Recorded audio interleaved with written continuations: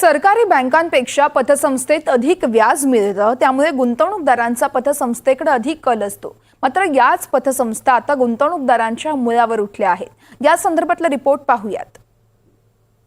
Cancer यासारख्या आजाराने 7-8 वर्षापासून फार परेशान आहे। पतसंस्था आदर्श बँक 31 लाख रुपये टाकले होते। माझ्या मुलाला 2016 पासून बिमारी आहे कॅन्सरची। मग आईने असा विचार केला की आपला प्लॉट विकू आणि ते पैसे पतसंस्थेत ठेवू, जेणेकरून आपलं घरही चालेल आणि तुझा दवाखानाही होईल। छत्रपती संभाजीनगरच्या या आहेत जया शेलार। काही दिवसांपूर्वी त्यांच्या मुलाला कॅन्सर झाला। घरातील आर्थिक परिस्थिती जेमतेम असल्यानं मुलाच्या उपचारासाठी त्यांनी प्लॉट विकला। मात्र प्लॉटचे पैसे किती दिवस पुरणार, म्हणून त्यांनी शहरातील आदर्श पतसंस्थेत पैसे एफडी केले। यावेळी त्यांनी तब्बल 30 लाख रुपयांची एफडी केली होती। पण त्यांनी एफडी केल्यानंतर या पतसंस्थेत घोटाळा झाल्याचं समोर आलं। पतसंस्थेचा संस्थाचालक अंबादास मानकापे विरोधात गुन्हा देखील दाखल झाला। आता या प्रकरणात तपास सुरू आहे। मात्र गुंतवणूकदारांचे पैसे कधी मिळणार हे सांगणं कठीण आहे। पतसंस्था आदर्श बँक 31 लाख रुपये टाकले होते। माझ्या मुलाला 2016 पासून बिमारी आहे कॅन्सरची। त्यामुळे मी पहिलं जे होते घरात पैसे ते लावले, नंतर आमच्याकडे काहीच राहिलं नाही।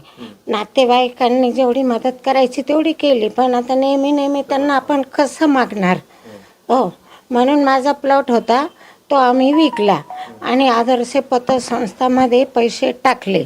त्याच्यानंतर त्या बँकेचा घोटाळा झाला।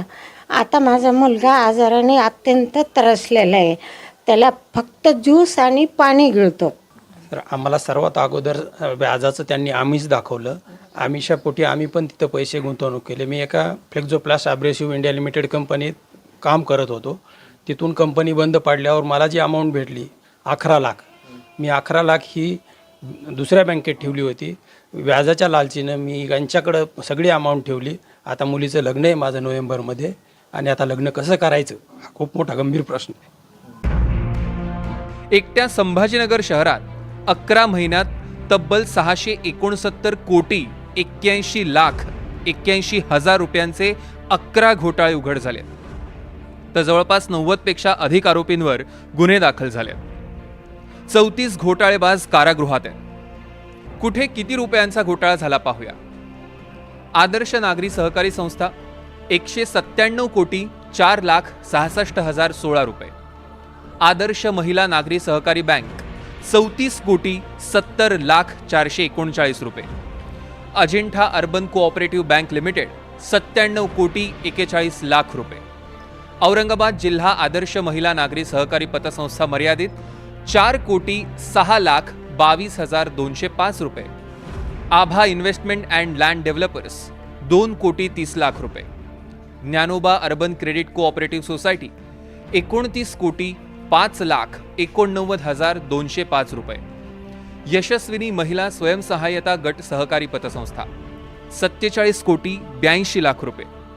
देवाई महिला नागरी पतसंस्था 22 कोटी रुपये।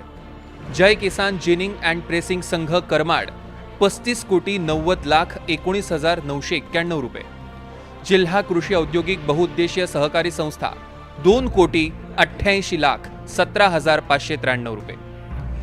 पतसंस्थांकडून होणारे घोटाळे फक्त छत्रपती संभाजीनगर आणि बीड जिल्ह्यातच नव्हे तर राज्यभरात उघडकीस येत आहेत। अधिकच्या व्याजाच्या मोहापायी मुद्दल गमावून देशोधडीला लागणाऱ्यांची संख्या वाढतच जाते।